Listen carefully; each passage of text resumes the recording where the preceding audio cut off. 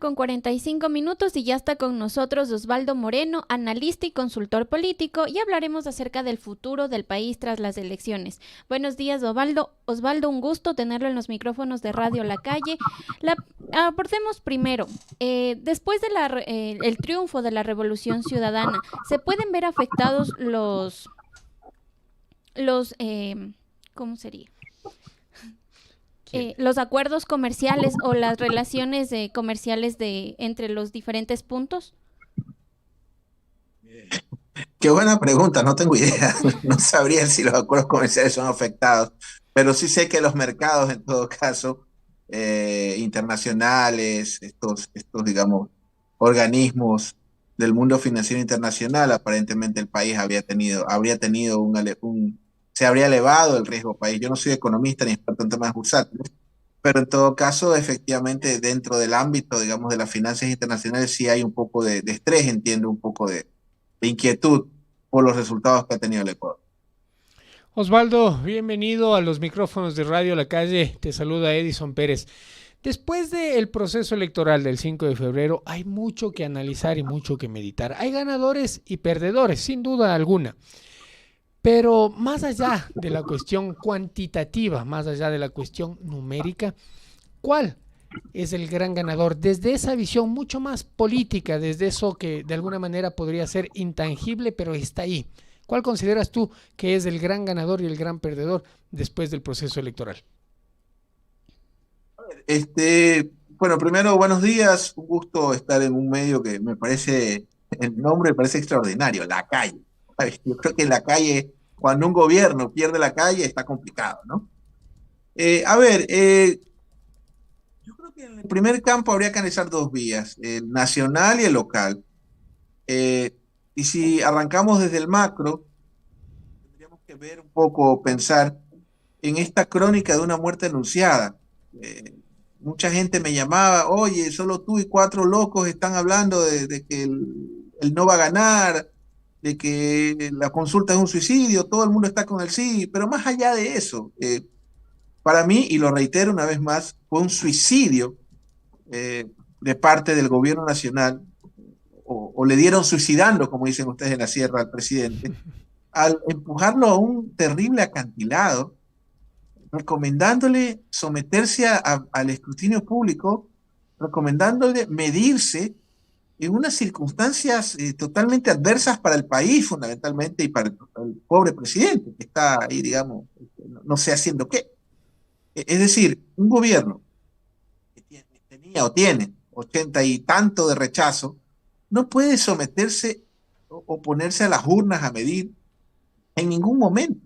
Ese creo que fue el primer error. El segundo, extrapolar a los ciudadanos que estaban totalmente distraídos en un tema local, porque las elecciones locales tienen otra lógica totalmente distinta a las de orden nacional, donde la gente está pensando en el aseo, la casacuna, los parques, los impuestos prediales, etcétera, etcétera, y llevar la discusión nacional en un tema que era totalmente de ámbito local, ¿ya? Eso para mí fue un suicidio, porque ni siquiera estabas tú compitiendo en ninguna plaza, no es que tenían, dígame un solo candidato con opciones o posibilidades o alguna plaza importante que haya ganado el partido del gobierno. Por ahí creo que en Alianza hay hasta el correísmo en algún rincón del país, ¿no? Porque las elecciones locales son eso, son otro tipo de elección. Entonces, para mí, el gobierno es el gran perdedor y esto era crónica de una muerte anunciada. Eh, Aunque creo que en cualquier lugar medianamente civilizado y decente del planeta pondría la renuncia el primer ministro, el presidente.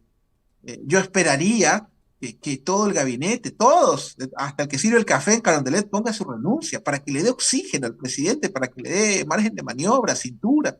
No estoy hablando de amarres o de componendas, sino de gobernabilidad. O sea, realmente lo que le pasó al gobierno es crónica de una muerte anunciada, y obviamente el pueblo de manera soberana le dijo, no, ¿sabes qué? No, no. Y no es que era, ay, no, es que era un tema no era contra el lazo, era que por el país. La verdad, yo creo que Netflix y Twitter le tostan el cerebro a la gente en materia política. Así que bueno, el gobierno de manera legítima nos planteó una alternativa, una tesis, y el pueblo de manera legítima le dijo, no.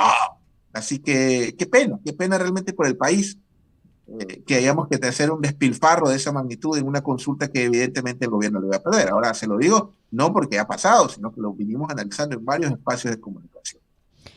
Ahora, Osvaldo, ¿qué es lo que se le avecina al gobierno del presidente Guillermo Lasso con tanto rechazo y con el no a la consulta popular?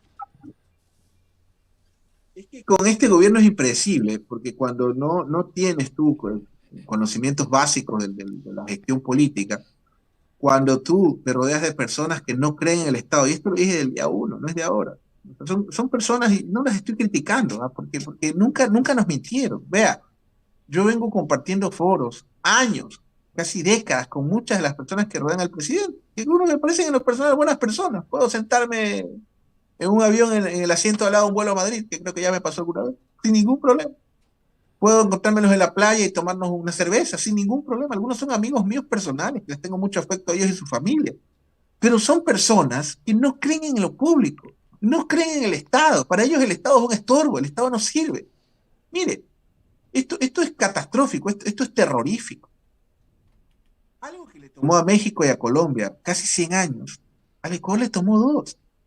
Le pongo un ejemplo. Yo, por cosas del destino, acepté dar clases en una universidad pública este año. Y bueno, resulta que para que usted tenga un parámetro, en Guayaquil, casi todas las universidades en la noche ya las clases son online por la inseguridad. Entonces los alumnos me decían, profesores, que tenemos que ser como Bukele. Es que Bukele. Bueno, entonces yo les digo, ok, ¿cuál es el porcentaje, cuál es el parámetro, el indicador para medir la seguridad en un país? Son las muertes violentas, no la percepción. Entonces, ¿en cuántas son en El Salvador? Entonces pusieron a estudiar los chicos y me dijeron 10, perfecto, cerrando el corte el 22. ¿Cuántas son en el Ecuador? 26. ¿Cuántas tiene Colombia? ¿Cuántas tiene México? No pasan de 25. Es más, de hecho, Colombia el 2022 cerró con la cifra más baja en los últimos 60 años. Entonces, la pregunta es aquí. Vamos a revisar el año 2017. ¿Cuántas muertes violentas tiene el Ecuador? Tenía 5.4. ¿Qué característica tiene ese porcentaje? Es el más bajo de la historia, o por lo menos de la medible en la historia del Ecuador. Es decir, en el 2017 el Ecuador era más seguro que hoy, y hoy el Ecuador es más, Guayaquil por lo menos es más inseguro que en la época de los piratas, las guerras, los incendios, etc. Entonces, yo les preguntaba a los chicos, entonces, ¿cuál es el modelo que hay que copiar? ¿El de Bukele, que son 10 muertes, o el del 17? No importa quién gobernaba. ¿Por qué? Porque la seguridad es una política pública que requiere de 2 cosas, de liderazgo y de presupuesto, y eso no pasa en el Ecuador. Entonces, retomando el tema, obviamente, si tú tienes un gobierno donde la gente no cree en lo público, donde son personas que para ellos la mano invisible, o sea, la nada resuelve, o sea, no importa que te maten en las esquinas, porque finalmente la mano invisible alguien pondrá una empresa de seguridad y te cobrará, pero vas a estar seguro. Esa es la gente que nos gobierna. Por eso alguien me dice, ay, el correísmo fue una sorpresa. No, no fue una sorpresa lo que pasó con el correísmo, porque el correísmo es el opositor natural a este gobierno impopular. Entonces la gente no es idiota, pues la gente dice, antes una cédula me tomaba 30 minutos, antes un pasaporte me tomaba 40 minutos. No hay placas pues en los vehículos. Ahora no sé, ustedes por su acento entiendo que están en la sierra, pero por lo menos acá en la costa, en Guayaquil, está infectado pues los carros con papeles en lugar de placas. Papeles, eso es la placa. Entonces cualquier delincuente va a un cyber y te escanea y te inventa una placa.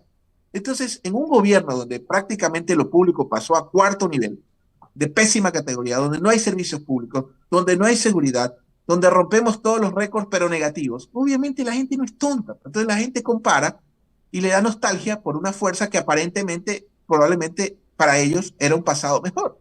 Y eso le pasó factura a los aliados también del gobierno en su momento. Para mí, gran parte del resultado que obtiene el Partido Social Cristiano es su alianza con el partido de gobierno, porque la gente no tenía a quién cobrarle porque ni siquiera tenían capacidad de tener candidatos en el gobierno nacional, mucho menos ganar una consulta. Y también, obviamente, el costo que tiene, obviamente, la gestión de Cintia Viteri, que nunca terminó de consolidarse o por lo menos construir una impronta, como lo hizo Nebot y Fernández Cordero en su momento, con todo lo que se le puede cuestionar. Y hoy vemos los resultados. Ok, usted acaba de mencionar que no es una sorpresa lo que haya ganado la Revolución Ciudadana, pero a mí me genera más inquietud en Guayaquil, porque en Guayaquil estuvo mucho tiempo con otro partido. ¿Qué es lo primero que deberá enfrentar el correísmo al asumir un poder, por así decirlo, que estuvo mucho tiempo en manos del Partido Social Cristiano? A ver, primero, buena hora que Guayaquil tuvo un cambio en la conducción. Segundo, es la 4ª o 3ª contienda que intenta esta fuerza política. La primera con la arquitecta Duarte, la segunda con la abogada Bonilla, la tercera con el licenciado Jairal. O sea, no es primera vez que lo intenta. Para mí en Guayaquil, más allá de la Revolución Ciudadana, hay algunas preguntas que en un año probablemente las podríamos analizar aquí. Primero, eh, nadie quería aceptar la teoría de Guayaquil en la Revolución Ciudadana. Creo que la persona que ganó fue la 9ª o 10ª que intentaron y les aceptó. Ya, bueno, eso no lo hace ilegítimo, cuidado, ¿eh? O sea, para que tenga un parámetro, ¿ya? Ahí está la sorpresa, ok, ganó. Entonces, para mí, la campaña y la gobernanza son dos cosas totalmente distintas. La gran pregunta que yo tengo, o los dos factores. El primero, me alegra bastante por Guayaquil, mi ciudad. Me alegra muchísimo la aparición de dos fuerzas políticas que creo que son necesarias y emergentes. La primera del señor Álvarez como alcalde de Guayaquil desde las fuerzas progresistas, y la segunda, un resultado curioso, el de Pedro Pablo Duarte. Para mí era de locos que una persona que para mí contagió en gran parte a la gente de COVID con esa medida irresponsable de lo del estadio, pero bueno, la gente no tiene memoria, pero al margen de eso, el hombre sacó un gran resultado y creo que deberá ser el opositor natural a la administración de Aquiles Álvarez. Hablo de opositor en democracia, opositor en ideas, etcétera, etcétera, no en conspiración, que eso es lo que piensan aquí los mediocres. Ahora, en ámbito de gobernanza, tomando en cuenta que Aquiles Álvarez no es un hombre, entiendo que no tiene ni formación universitaria, pero me podrían corregir, ¿no? Entonces, bachiller no para la presidencia, pero bachiller sí para la alcaldía. O sea, no lo sé, corrobórenlo si me estoy equivocando. Pero eso no lo descalifica, cuidado. Pero ¿qué es lo que les quiero decir? No es una persona que viene desde los cuadros de formación, digamos, de la izquierda, los movimientos progresistas. Eso no creo que lo descalifica. Donde viene, digamos, el análisis, hagámoslo de manera objetiva, ¿ya? Yo espero que Aquiles Álvarez dure un año en la Revolución Ciudadana. ¿Por qué?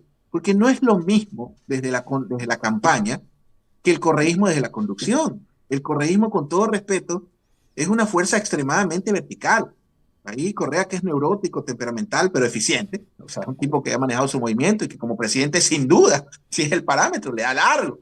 Aunque hoy por hoy, gracias a Lazo, ya Moreno compite con Correa, no, a ese nivel todavía. Entonces, al ser la Revolución Ciudadana una organización extremadamente vertical, casi, digamos, casi es una secta, igual que lo es los socialcristianos con Ebod o bla, bla, bla, porque ese es el Ecuador, no tiene sistema de partido. Y distintamente que creo que Marcela Guiñaga es un gran cuadro, Pavel Muñoz es un cuadro de primera, igual que Marcela Guiñaga, bla, bla, bla. Entonces, yo espero que en la gobernanza Aquiles Álvarez en un año siga siendo parte de la revolución, pero porque ese es el riesgo que corres cuando no son cuadros de formación, sino no tienes la opción de poner a quien te acepte, sin quitarle ningún mérito. Y en el caso de Pedro Pablo Duarte, entiendo que sacaría 2 concejales o 3 concejales. Él deberá ser el opositor natural, digamos, el opositor natural a Aquiles Álvarez, que espero que siga encabezando las fuerzas progresistas y que el progresismo no pase a ser la oposición, que a veces pasó con Moreno, ¿no? Entonces, espero que Duarte sea el opositor natural y que del mismo modo que yo espero que Álvarez se mantenga en la línea progresista más de un año, espero que los concejales de Duarte sean afines, para efectos de que haya gobernabilidad, debate, porque Guayaquil requería un cambio. Y yo le deseo lo mejor a Aquiles Álvarez, con o sin el correísmo, al final. La ciudad creo que es más importante que eso. Y en el caso de Quito, bueno, y en el resto del país ya usted ve los resultados, a buena hora que sucedió, y bueno, y el pueblo legítimamente creo que puso en su sitio un gobierno impopular. Osvaldo, acá hay otros actores que también de alguna manera reviven o mantienen su incidencia política. Hablo de Pachacuti. Perdió algunos cantones, algunas alcaldías, pero se fortaleció en otros y muestra ser la segunda fuerza política en este país. Y tomando en consideración lo que se viene, 2025, que las seccionales es el termómetro para lo que se viene, ¿cómo identificar más o menos esta correlación de fuerzas entre la Revolución Ciudadana, Pachacuti y, bueno, todavía por ahí un resquicio de sobrevivencia del Partido Social Cristiano? Porque creo definitivamente en el mapa político territorial un 0 a la izquierda. ¿Cómo entender más o menos esa correlación en vistas al 2025? Mire, yo, Edison, vengo trabajando por todo el país. Es más, ayer fue la primera vez que pude ir a un parque con mi hijo en 5 meses. Y que pude almorzar con mi familia también. Mire, vengo recorriendo todo el país. Tuvimos la suerte y la dicha de trabajar en las 3 regiones, Costa, Sierra Oriente. Cosas locas, ¿no? Yo recuerdo que lo cuento así para anécdota, me llamó una vez un piloto, soy el capitán, qué sé yo, Juan Pérez, me podría decir cuánto pesa, y yo me quedé como los locos, qué sé yo, 100 kilos, chuta, puede bajar 2 kilos de aquí al lunes, ¿cómo así? Es que no da la avioneta, no, no se preocupe, yo bien lancha. Se llama sobrevivencia. Muchas lindas experiencias a nivel nacional en este ejercicio maravilloso de la comunicación política, ganamos y aprendimos, pero ¿a dónde quiero llegar? Oiga, me encontré a Leonidas Issa 3 o 4 veces. Y no le hablo Sarayacu, Pelileo, mi tierra, yo soy columbeño, yo soy de Colpa. Realmente yo soy de Colpa, yo soy de la parroquia Columbe. Y creo que es evidente mi aspecto purúa, pues, ¿no? Pero en todo caso, me encontré a Leonidas Issa, cáigase para atrás, en Bucay, en Naranjito, en Milagro. Y no es que me lo encontré en caravana, me lo encontré sentado al tipo, armando cuarto de guerra, planificando, moviendo, caminando. O sea, Issa está recorriendo todo el país, ¿ya? Y entiendo que ganó algunas alcaldías en Guayas. Y no solo eso, ¿ya? Issa bordea ya el 78% de nivel de conocimiento para toda la audiencia de este respetable medio que, oiga, me encanta el nombre por si acaso, La Calle. Gracias, Osvaldo, siempre bienvenido igual. Seguramente ya nos hemos visto, ¿verdad? Oiga, es que estoy tostado, perdónenme que seguramente estoy con mala memoria, es la primera vez que yo estoy en mi casa un día laborable a las 9 de la mañana, ¿no? Entonces, por ejemplo, ahorita mi mujer está botando espuma, esperaba que esté con el niño desayunando, pero primero somos ustedes. Pero bueno, al margen de eso, me encuentro a Issa en estudios nacionales, ya tiene 80% de nivel de conocimiento, que es el nivel requerido para ser presidenciable. No le estoy diciendo voto, eso es otra cosa. Entonces, novedad, me lo encontré Issa hasta en la sopa, ¿ya? Y yo lo saludé, le dije, hola, ¿cómo le va? Bla, bla, bla. Yo estaba en otra vereda, en una campaña sí estaba trabajando para ese partido en determinada plaza, y el tipo tenía agenda, llamaba al candidato, o sea, Issa está, es algo que creo que es de lo que se avecina. El correísmo, obviamente, que deberá, digamos, aglutinarse, deberá demostrar su gestión efectiva en lo local. Las fiestas de Quito y de Guayaquil van a estar llenas de muecas, van a estar muy divertidas este año. Pero en todo caso, el correísmo indudablemente debe sostenerse como el opositor natural y bueno, pues deberá demostrar en la gestión local la efectividad que quiera transmitir en el proyecto nacional. Y la derecha, sin duda, siempre será la derecha. Pues no, el establishment tiene sus caballos, sus voceros, sus medios de comunicación, su poder financiero, pero tendrán que aliarse, pues, ¿no? Y ahí veo cuadros también valiosos, no por si acaso los estoy vinculando con el establishment, ¿no? Pero Cristina Reyes creo que es un gran cuadro. Henry Cucalón creo que es un gran cuadro. Le hablo de los cuadros que yo considero gente conceptualmente formada, pues, ¿no? Al margen de que sean de derecha o de centro derecha, qué sé yo. Aunque yo a veces a Cucalón lo veía como más de centro izquierda que otra cosa. Pero en fin, Herbas creo que también es un hombre que salía del centro a la derecha, ¿no? O sea, a menos de que gire a la izquierda. El mismo Sonneholzer, pero entre cuatro no harán un Issa en el sentido electoral o un correísta. O sea, van a tener que juntarse, a eso voy, no los estoy descalificando. Esa tendencia va a tener que juntarse si es que pretende tener algún tipo de opción en el 25. Pero vea, hermano, Ecuador es tan inestable. A veces mi esposa se enoja, mi mamá se enoja cuando le digo, yo no hago planes a más de 2 años plazo. Ya, yo sí. una pandemia, una guerra. ¿Perdón? En efecto, Osvaldo, Ecuador es tan variopinto. Hoy, después del 5 de febrero, pues tenemos una realidad. Sin duda alguna, después de un año, 6 meses, Ecuador tendrá otra realidad. Y claro, hacer una proyección al 2025 a veces resulta muy aventurero, pero es necesario pensar también a futuro políticamente al menos. Y por eso la necesidad de hacer esa consulta. Quiero agradecerle a Osvaldo por su tiempo y por la posibilidad de ir entendiendo este mundo político, los resultados postelectorales. Gracias, Osvaldo, y pues siempre bienvenido acá a los micrófonos de Radio La Calle en la dirección correcta. Gracias. Recuerdo que no duermo hace 5 meses más de 4 horas, así que voy a hacer un abrazo y contento de estar en un medio con un nombre tan popular. A la orden. Gracias, Osvaldo.